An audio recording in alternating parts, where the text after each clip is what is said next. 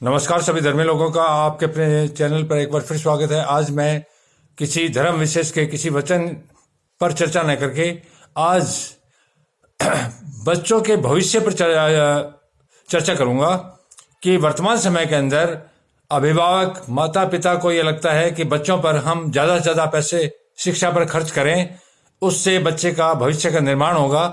इसी पर मैं आपको लेके चल रहा हूं कि देश और दुनिया के अंदर भविष्य निर्माण के लिए बच्चों की शिक्षा के लिए कोचिंग इत्यादि शिक्षा महंगी हो गई है। इसी को ध्यान में रखते हुए जो माता पिता हैं वो अपने बच्चों को महंगी शिक्षा और कोचिंग सेंटरों में भेज देते हैं। हर माँ बाप चाहता है कि उसका बच्चा बहुत आगे बढ़े, इसमें कोई बुराई नहीं है, कोई पाप नहीं है, लेकिन इससे बच्चों का जो सहज तरीका है, जो परमात्मा ने उसको शक्तियां दी है, उसका नाश होता है और वो बच्चा कुछ नहीं कर पाता। तो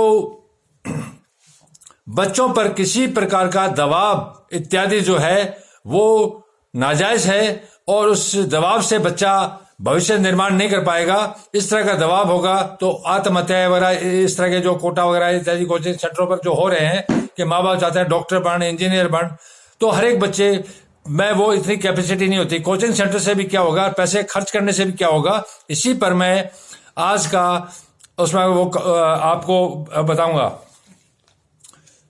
कि बच्चा जो है उसको पैसे से ज्यादा आपकी जरूरत है। आपके कर्मों के हिसाब का जो पैसा उसको पास जाएगा वही वैसे ही फल लाएगा। सावधान, पाप का धन पाप में जाएगा। आप अपने बच्चों पर करोड़ों रुपए खर्च कर दो, करोड़ों रुपए खर्च करने से उसका भविष्य का निर्माण नहीं होगा, उसका नाश हो जाएगा। पैसा खर्च करके बच्चों का भविष्य बनेगा नहीं बल्कि खराब होगा। तुम्हारी नेकियां ही काम आएगी। अगर बच्चों को अंगारे खिलाओगे, पापाचार के पैसे, झूठ फरेब इत्यादि जो आज इस समय बढ़ गया है कि हर आदमी पैसे की तरफ भाग रहा है, ये नहीं सोच रहा कहां से आए कैसे आए, वो चाहता है ज्यादा से ज्यादा मैं धन का इकट्ठा कर लूं। उस पर बता रहा हूं, अगर बच्चों को अंगारे खिलाओगे तो उनका जीवन जल जाएगा।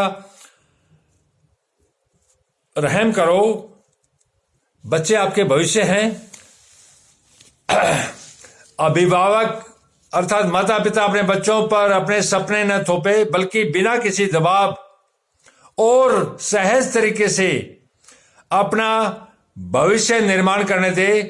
मेरी देश और दुनिया के तमाम लोगों से, अभिभावकों से, माता पिताओं से प्रार्थना है कि अपने बच्चों पर किसी प्रकार का दबाव न डाले, बच्चों के आगे न चले, उनको रास्ता न दिखाए बल्कि उनको रास्ता खुद बनाने दे। उनका उसमें देखे कि उसकी रुचि किस तरफ है, उसकी रुचि के हिसाब से उनके पीछे चलो, उनका सहयोग करो। लेकिन ईमानदारी से कमाया हुआ धन उनके लिए अमृत है और जो पापाचार का पैसा है वो पाप में जाएगा और उनको गर्त में ले जाएगा।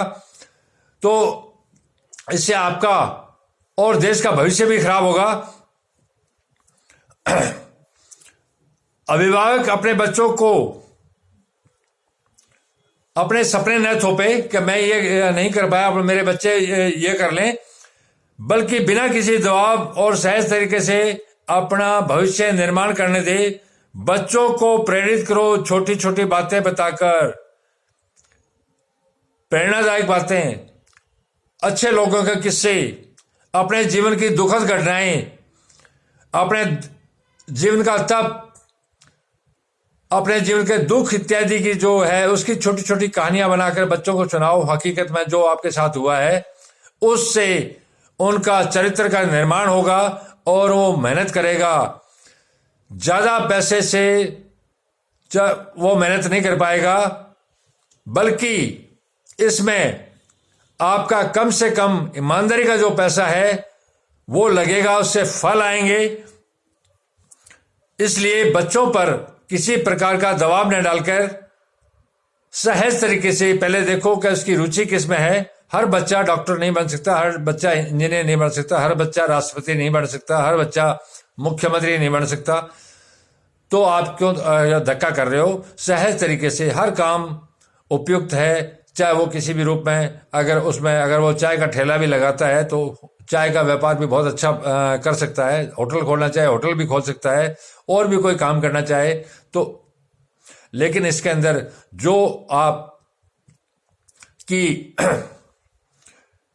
कमाई है उसका बहुत ज्यादा फर्क पड़ेगा।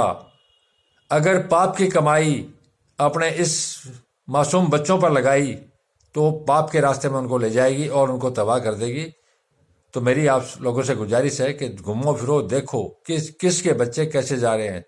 जो झुग्गी झोपड़ियों में मेहनत कर रहे हैं लोग, उनके बच्चे IAS IPS में टॉप कर रहे हैं। तो देखो परमात्मा क्या करता है, ये परमात्मा का वरदान है कि जिनके पास कुछ नहीं है वो बच्चे बहुत टॉप पर जा रहे हैं, बहुत देश के लिए बहुत अच्छा काम कर रहे हैं। और जो जिनको लग रहा है कि बहुत अच्छी संस्थाओं में पढ़ रहे हैं, बहुत अच्छा पैसा खर्च कर रहे हैं, वो बच्चे तबाह हो रहे हैं। तो आप इन चीजों को ध्यान रखें और आप अपना और अपने बच्चों का और देश का भविष्य निर्माण करें, ताकि अच्छा संसार चले, अच्छे लोग आए। हर काम, हर आदमी मजदूर है, राष्ट्रपति भी मजदूर है, मजदूर भी मजदूर है, हर आदमी मजदूर है, मजदूरी करके खा रहा है। तो अपने तरीके से जिस तरह से परमात्मा चाहता है पवित्रता से अपना जीवन जिए, पवित्र तरीके से बच्चों को पढ़ाएं, पवित्र तरीके से अपनी कमाई करें और उस कमाई को पवित्र तरीके से पवित्र काम के लिए लगाएं, तो वो फल भी पवित्र ही मिलेगा। धन्यवाद, शुभ रात्रि, कल फिर मिलेंगे।